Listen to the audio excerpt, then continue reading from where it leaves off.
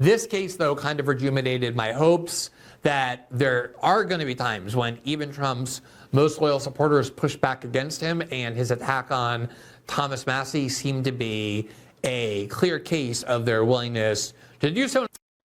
So if you've been following politics for the last few days, you know that the CR was recently passed by Congress, and the sole opponent of that CR in the House, Thomas Massie, was outspoken about his reasons why. Rand Paul opposed it too in the Senate.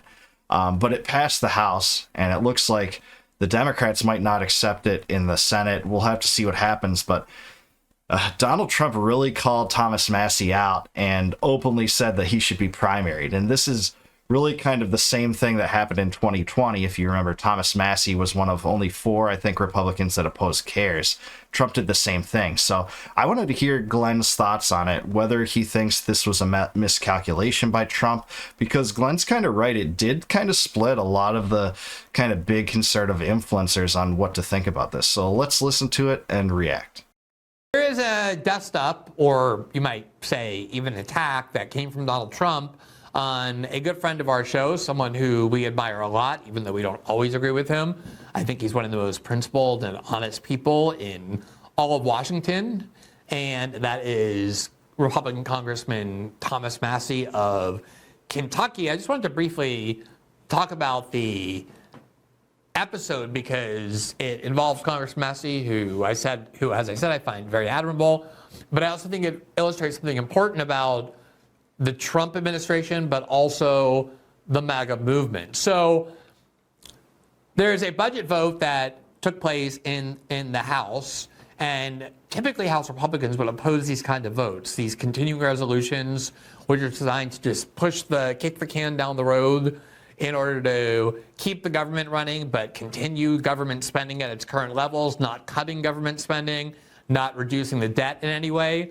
It's just basically a temporary measure that Washington constantly uses to avoid dealing with the hard issues of spending and spending programs and debt and deficits. And oftentimes conservative Republicans, especially those in the Freedom Caucus or more libertarians, are opposed to approving these. And they've often had votes where many House Republicans have voted no, even at the risk of shutting down the government. This time, Donald Trump took the position, and I understand why, that he wanted all House Republicans to vote yes on the continuing resolution. House Republicans can't afford to lose any members because their margin is very slim. They can basically afford to lose one. And Trump wanted a unanimous Republican vote in support of this continuing resolution. And I think it was important to him because he doesn't want the government shutting down. He wants to pursue a lot of goals that he has, and that always ends up distracting from all of those goals. It ends up becoming the main issue that everybody talks about. He wanted to avoid that. I think it ended up being like 218 to 214, though, so they could have lost a few more, but Glenn's point's right. Their margin of superiority in the House is very slim. But I think he also feels like with 6 more months or so, he can get a budgetary deal that's more in alignment with his ideology or his goals for the U.S. budget. So I understand why he wanted the yes vote. But Thomas Massie is someone who is deeply, passionately, and genuinely opposed to massive debt, to deficit spending, and on principle just won't vote for budgets that continue to contribute to the deficit or to the debt. And so every single House Republican abided by Trump's request/decree that they all vote yes. It ended up narrowly passing as a result. One Democrat voted yes, the rest voted no, and one Republican voted no, and that was Thomas Massie. And as a result of that defiance, even though it ended up passing, Donald Trump went to Truth Social and launched this missive against Congressman Massie. He wrote, quote, "Thank you to the House Freedom Caucus for just delivering a big blow to the radical left Democrats and their desire to raise taxes and shut our country down.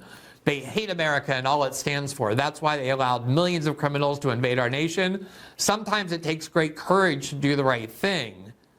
Congressman Thomas Massie of beautiful Kentucky is an automatic no vote on just about everything, despite the That's why we love him, by the way. That's one reason. fact that he has always voted for continuing resolutions in the past. He should be primaried, and I will lead the charge against him. He's just another grandstander who's too much trouble and not worth the fight. He reminds me of Liz Cheney before her historic record-breaking loss. The people of Kentucky won't stand for it. Just watch. Do I have any takers? Anyway, thank you again to the House Freedom Caucus for your very important vote. We need to make time in order to make America great again, greater than ever before. Unite and win. Now, what I found so interesting about this is that Thomas Massie, precisely because of all the things I just said, this very principled conviction that he has, this unwillingness to do what's politically expedient, he really is an advocate of America first. Before that was even a term that Trump used. He has a gigantic sign on his office door saying, no foreign lobbyists allowed here. In fact, if I see any of you entering my office to try and influence my vote, I consider you to be in violation of the law. And he's somebody who comes from the Ron Paul tradition of the Republican Party. He, I wouldn't say is a critic of Israel. He's more just a person who believes that the United States should use its resources to benefit the lives of American citizens and not pay for and finance other countries. I think Glenn's mostly right here, but it is worth mentioning that when Netanyahu came to Congress and delivered a speech and it was televised and everything, he said that he refused to be a political prop in Israel's war. So I think he's a little bit more opposed than Glenn's saying, but he's right. He doesn't really, bash Israel on a daily basis. He just wants to, not be beholden to, funding Israel indefinitely forever and ramping up that funding. And he is infamous for rejecting AIPAC and really calling AIPAC out on Tucker Carlson's podcast where he says everyone has an AIPAC guy. That clip went viral. And in particular, thinks we shouldn't be involved in conflicts around the world, including in the Middle East, and he doesn't make an exception for Israel. AIPAC tried to remove him in a primary and failed. He's very popular in his district. And they tried to spend $400,000 to do that, by the way, in 2024, and he beat both of his challengers. I just looked at this today with 75.9% of the vote in that primary. So if Trump wants to primary him again, I don't think it'll be that easy, even for Trump. One of the people, unsurprisingly, that came out in defense of Thomas Massie against what Trump said was Ron Paul. Here's what Ron Paul had to say in defense of Massie and Trump's attack on him. But anyway, once again, he went after a friend of ours who has earned respect and is probably the most straightforward person in the Congress, except for maybe somebody in the Senate. So, but he's obviously referring to his son there, Rand Paul, but he clearly believes Thomas Massie is the most principled person in Congress in the way that many people, I think rightly so, consider Ron Paul to be. Thomas Massie earned the wrath of the president because he said, I don't think anybody's going to give me a lobotomy and erase all my memory before the vote comes up. But there's no way I could vote for this. And it wasn't hard to figure out why not. He happened to believe that you're supposed to follow your oath of office. It's no more complicated than that. Ron Paul, man, he's still on fire and holds to his principles even at what? He's getting old, but that's amazing. It's so true. What I'm annoyed about, and maybe Chris is too, is that why would they pick on this, especially that Trump has made overtures to the libertarian group of people in the Republican Party, because that group is silently growing and being instrumental, and that's reflected on a lot of what they are doing. There's no doubt about it. But the way Doge is pretty indicative of that. I don't know if a lot of people in Congress are growing toward that, but kind of some libertarian ideas are becoming more popular and more, manifesting as part of this administration, especially in Doge. The easiest thing to do to survive all that is exactly what Thomas does. he states his position by the way he votes. Everybody knows it, and most of them respect him for it. And to gang up on him and say, well, we got to get rid of him because he's helping the Democrat, it's preposterous. It's so sad to see that. Now, there is a lot of influence, obviously, that Trump wielded in the Republican Party, and there was a lot of success that he had in targeting for defeat or driving out of the party the people who supported his impeachment or became very steadfast critics of his, people like Adam Kissinger and Liz Cheney, and a bunch of them either lost their primaries or saw the writing on the wall that they couldn't win with Trump so vigorously opposing them. But Trump doesn't have a 100% success rating in doing that. There have been Republicans whom he's opposed who nonetheless won. Thomas Massie is very popular in his district, and he's also very popular nationwide. And there's a lot of attempts to suggest that the MAGA movement is this mindless, brainless cult that follows whatever Trump does. And yet the reaction from a lot of prominent conservatives to the attack on Trump was very notable in defending Thomas Massie. Here was Matt Walsh of the Daily Wire, who said Thomas Massie is a great American and by far and away one of our best congressmen. He then went back to X many times to defend Massie. Here's a prominent. This surprised me a little bit, but hey, props to Matt Walsh. He's totally right about this one. MAGA account Texas Patriot, who said Trump just called for Thomas Massie to get primaried. I do not support this. So I think this is what's important here. Obviously, what Trump is going on, and there were a lot of negative reactions as well to the post that Trump put on True Social. Here's just one, Adam Carter, who says Massie is the only one not bought and paid for by Israel. All you conservatives who are falling in line with whatever Trump says really need to do research to what Israel is doing to this country. So there's a lot of support that Massie has. I don't think Trump could succeed in removing him. There is a possibility that now that Mitch McConnell is finally retiring, that Thomas Massie wants to try and run for that Senate seat in Kentucky, and perhaps a very aggressive Trump opposition to Massie might harm him there and have that sort of effect there. But Trump has criticized Thomas Massie actually in the past, during the first Trump administration, for failing to vote the way that Trump wanted, and it didn't really have an effect on Massie's standing. In fact, he's one of the most popular members of the House in terms of having a huge network of very loyal supporters. I have no doubt that any serious challenge to Massie would result in a flood of small donor donations to him to make sure that those efforts were unsuccessful. So I do find it very interesting that Trump went that ballistic over a single vote that's consistent with what Massie does. Maybe it's a coincidence, or maybe it isn't, that Trump singled out Massie in such a vocal and aggressive way. Didn't just criticize him, but called for his removal from Congress, when clearly Massie, far and away, is the member of the House Republican caucus most hated by AIPAC because of his belief that the United States doesn't have this overarching obligation to finance Israel and support everything that Israel does. But I think the more interesting part of what happened is how many prominent Trump supporters and members of the MAGA movement said no to Trump. We're not supporting you with this. There's absolutely no reason to go after Thomas Massie. He's one of the good people in Washington. He's probably more MAGA than perhaps Donald Trump himself.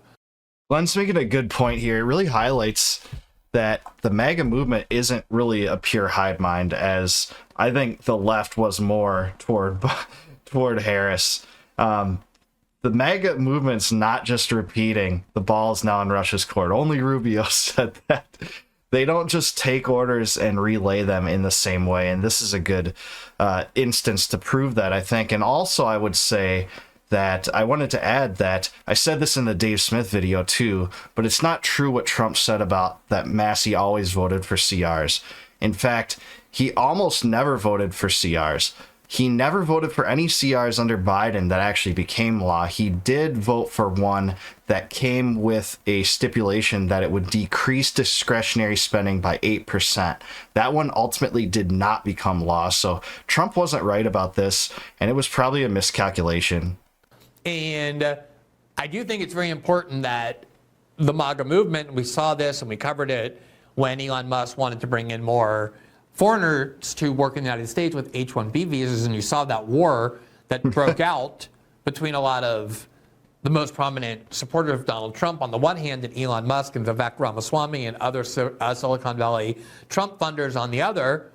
And it sort of died down once Trump weighed in favor of Elon Musk and said he too supports more H-1B visas.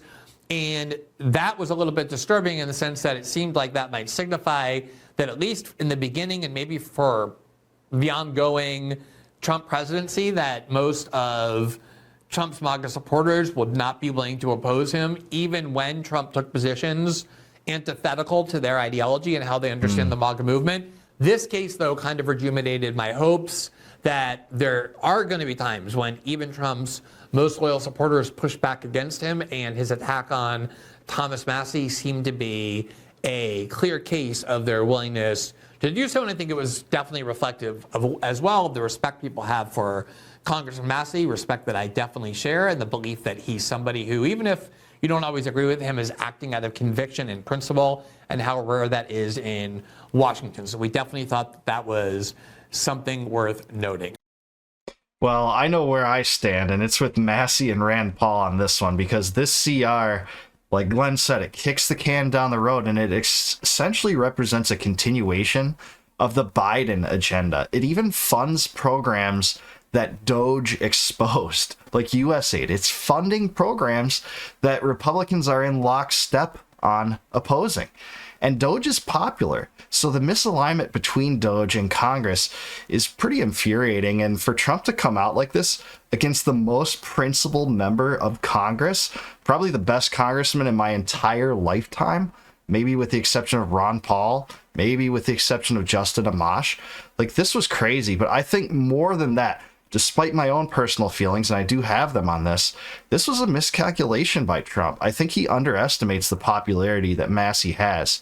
And Massie's popularity is more than just libertarians, although libertarians love Massie, and we're like, a 2% block or something like that. We're a small niche, but still, that represents quite a bit of political capital in the grand scheme of things. And Trump got a lot of libertarians to generally support his agenda. I was at the Libertarian Party convention. He talked to us, and a lot of libertarians were won over by him, especially in comparison to Kamala Harris. So I want to hear from you guys, though, in the comments. Let me know if you are on Team Trump or Team Massie. Was this a good idea by Trump? And who was right? Let me know in the comments below. Like the video, subscribe to the channel, and until I catch you next time, Liberty Vault mantra is no more war, no more debt, no inflation, and no more empire. So I'll see you guys in the next one.